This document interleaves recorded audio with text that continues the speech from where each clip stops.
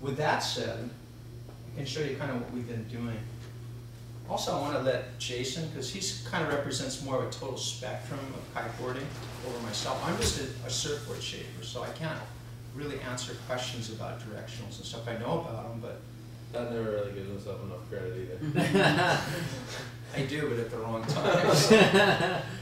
I know some stuff that he was saying and kind of went over, like, you know, when kiteboarding started out, people were shapers that were making kiteboards, unlike maybe Jimmy Lewis, who Pat mentioned, who you guys, some of you may have been able to ride some of his boards here, or you've definitely seen them. A lot of people were putting out boards that were just kind of, didn't have a lot of history or like rhyme or reason to the rocker in them and the shape of them. They were just putting like these flat boards out with big fins and kind of compensating for poor board design. And then you had people like Jimmy Lewis, who had, was a windsurf shaper and a surfboard shaper, and was always known to have the fastest boards out there. And he kind of transferred that knowledge over into kiting, and it still holds true to this day. And then, Pat, when he did his boards for Slingshot in the early days with his son Ryan, who, I don't know if you guys know of him, but he's a pretty well known. When did he win Jaws? I was 03. At like 18. Yeah, he was 18 with another McCool Rock. He won, I don't know if you guys know Jaws, it's a big tow surfing wave on Maui, but he won the Jaws contest at 18. I mean, he has a long background in surfing as well, and came into the sport of kiteboarding, and a lot of surfers kind of pushed the sport away at the beginning. And Ryan, being a waterman, kind of came to the sport and also brought his knowledge and, his father's, Pat's knowledge into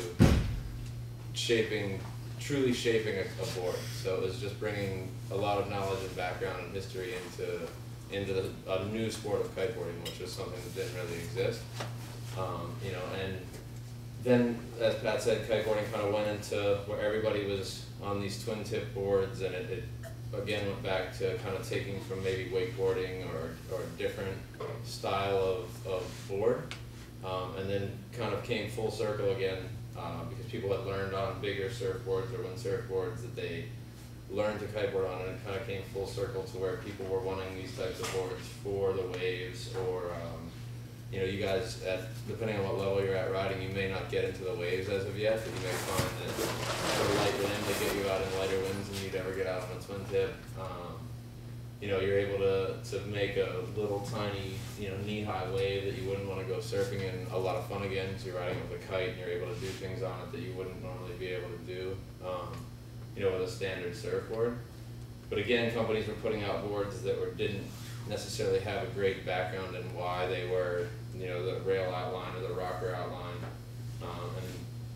Pat, I know, and he mentioned Mauricio Abreu, who's a teammate of mine on Liquid Force. Like, I've talked to Morris about how Pat will just go and sit at the beach and literally just, stare at what his board's doing in the water for hours and hours and hours, and make these small refinements over the years to get to, what you see here. These two boards are 2008 models, and then it's been refined even further for the whiteboard and the copper board next to him, which are 2009 models. And, at Liquid Force, we've been super, super lucky to have somebody with Pat's knowledge that actually, takes everything from the, 40 plus years of shaping and is able to give that to us, rather than having somebody that's just kind of starting from scratch. And it's been amazing, to work with Pat, both in the kiteboards that he shapes, and he's worked with me on some regular standard paddle surfboards, and I've been amazed just at the kind of evolution of my surfing, just in being able to take that from what his knowledge base.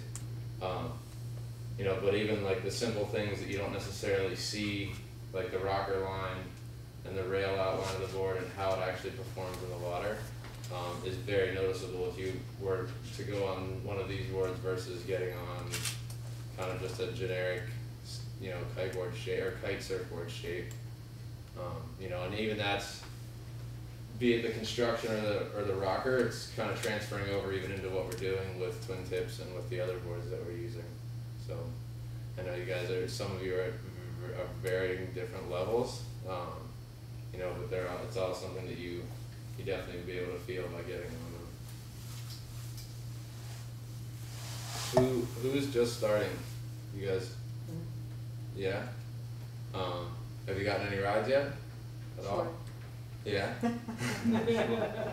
Lots more riding, Yeah, sort of like the kite driving you instead of you driving the kite.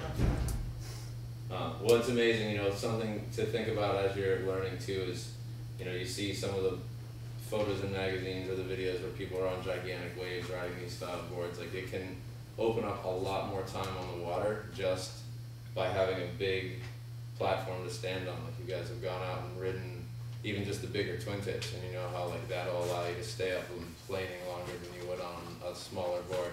So you can imagine by taking a board in this style, it's a bit different than what you've been on so far, but the volume that you have underneath you and the float that you get and the surface area just allows you to get out in lighter wind, use a smaller kite, you know, so you can kind of open up more days on the water and kind of open up more time, you know, and increase your learning curve by even having something like this in your quiver really early on, rather than some people feeling that they'll never get to that point, or they're not good enough to, you know, be riding in gigantic surf or anything. It can really transfer over to any level of rider.